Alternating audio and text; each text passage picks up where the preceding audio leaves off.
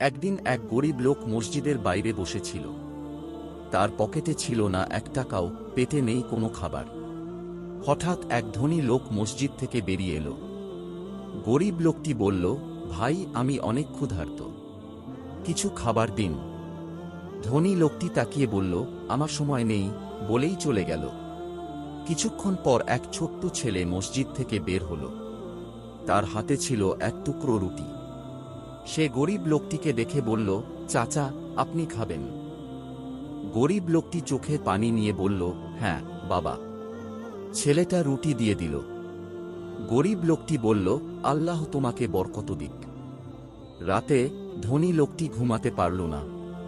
স্বপ্নে সে দেখল কিয়ামতের ময়দানে দাঁড়িয়ে আছে। তার সব আমল এক পাশে, আর ছেলেটির সেই এক টুকরো রুটি অন্য পাশে। রুটির ওজন এত বেশি যেন তার সব সম্পদের চেয়েও দামি। শেষ কথা, কখনো কারো প্রতি দয়ালু হতে দেরি করবেন না। আল্লাহ ছোট আমল থেকেও বড় প্রতিদান দেন।